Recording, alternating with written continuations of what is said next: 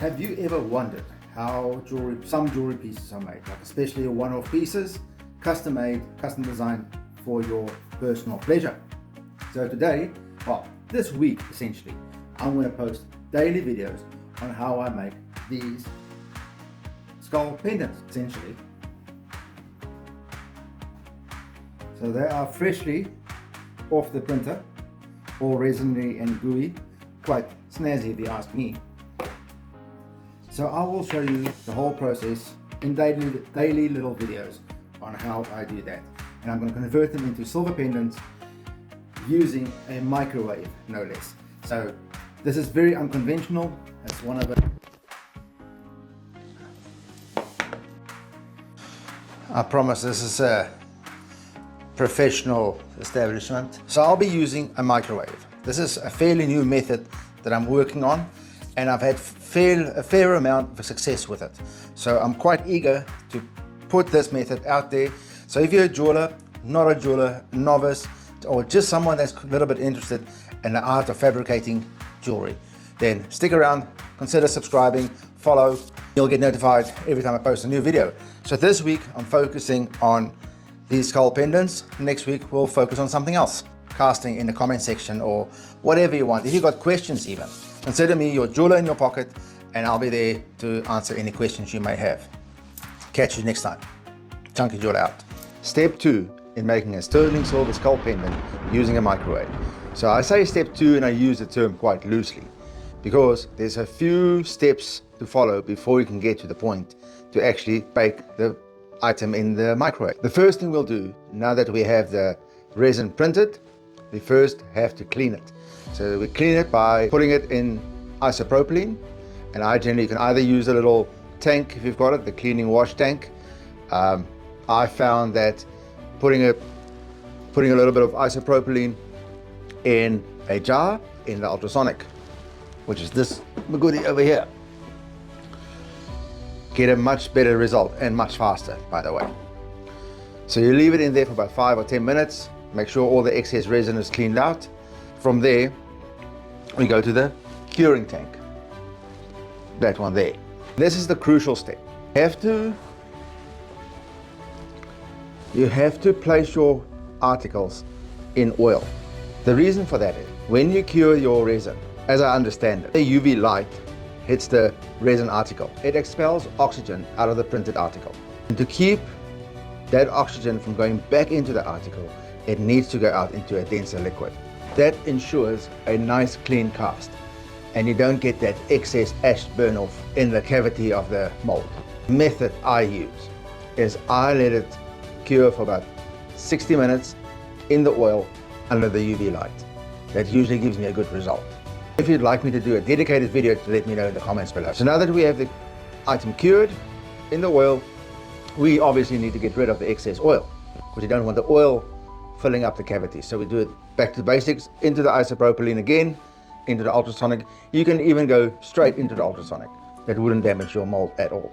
Go back to the bench and apply little sprues onto your mold. If you're new to the jewelry industry, you might be wondering, what the hell is a sprue?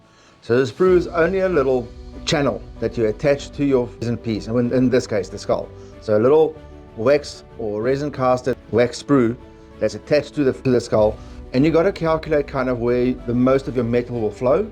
You want the heaviest part of your mold to get the first access to the metal before it solidifies. And then the thinner parts will then gradually just fill up as the molten metal starts to solidify. And this happens within a few seconds. So you got to be sure that your access point is direct to the heaviest bit. Now that we have our sprues attached, it's time to fit it onto the little base, the little rubber base. Happy with the way it's attached. Also make sure you got a nice large funnel as such, essentially, for the metal to flow into. So you build up the sides of the wax sprue so it's nice and thick. Once you're happy with your sprue and it's attached to your base, then it's time to fit over the cylindrical flask. Step 3 of making a sterling silver skull pendant using a microwave.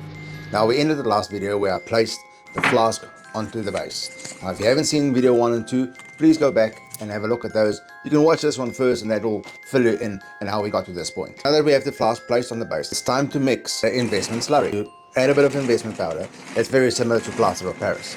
It's got a higher heat tolerance. What you need to do, the ratio for mixing is usually 100 grams of investment powder on 30 grams of water.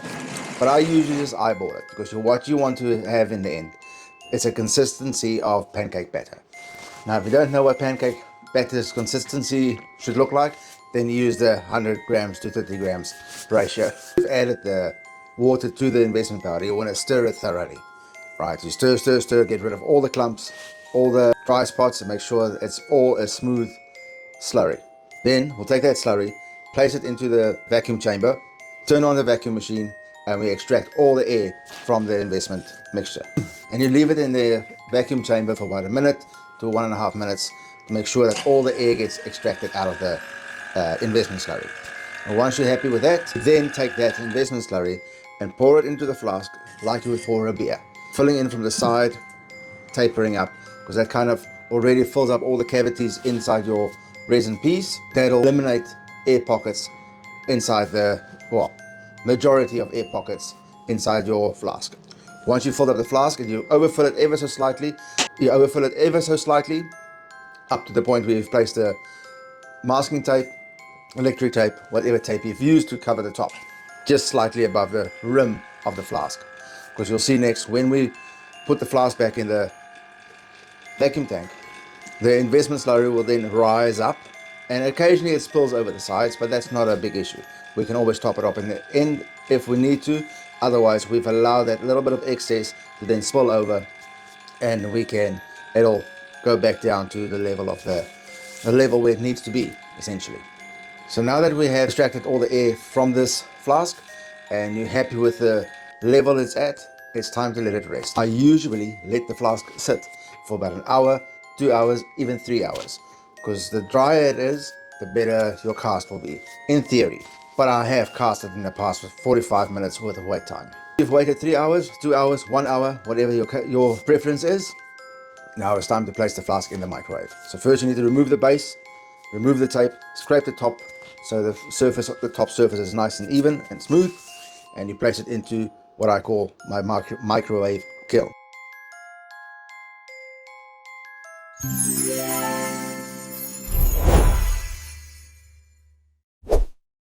Fuck.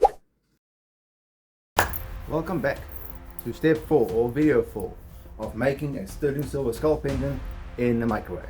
Now I know this has been dragging on for a bit, but perfection takes time. But be sure to check out the other videos, 1, 2, 3, to see how we got to this point. If you're a jeweler and you'd like to learn more, drop me a comment and I will do a dedicated video on a specific time and point of making a jewelry item using the microwave. So I left it on a bit of a cliffhanger yesterday, where I showed you the flask in the microwavable kiln. First thing I did, place the flask obviously in the kiln, put it in the microwave. Now what I do, I let it run for 10-minute increments, 3 times. So I put it in for 10 minutes on high, and then when it turns off, I let it sit for maybe 2 minutes or so, turn it on for 10 minutes again, let it sit for 2 minutes and another 10 minutes, and then I get ready to cast. What I generally do, I remove the lid and I allow the flask to cool a little bit. While that's cooling down, I will start prepping the metal, melting it, getting everything ready, making sure I've got everything around me that I would need to actually do the cast. So the casting process, only what that means is, so I melt the metal, pour it into the flask, the mold essentially, and then I break the mold apart and I'll end up with the article. To understand what that means, it's time to get the process going. So firstly, get the metal ready, start melting the metal. In this case we're using silver. Place the flask on the vacuum table, get the vacuum going, and then I would pour the metal, molten metal obviously, into the flask, into the mold. So what happens in this short amount of time is the vacuum table sucks air through the mold, right? And then when I pour the molten metal in, there's a vacuum inside the cavity, and that sucks all the metal into the cavity. And there's a window of opportunity where you can either stuff it up, get an immaculate cast. Because what you want to do You don't want the flask to cool down completely before you quench it. And quenching is the process where you're placing the flask in the water to break the plaster of Paris off, or the investment powder off. There's a sweet spot. So you don't want it to be too cool, but you don't want it to be too hot either. If it's too hot, that means your metal is still molten inside the mold. If it's too cold, you're going to struggle to butt off to get the investment powder off. Because it needs to be hot enough so when you quench it in the water, that contrast between heat and the coldness of the water then breaks the investment mold apart. And you still struggle a little bit to get some of the investment off, but it's much easier when there's still a little bit of water. So once you've done that, you're happy with your cast, then it's time to clean up. So,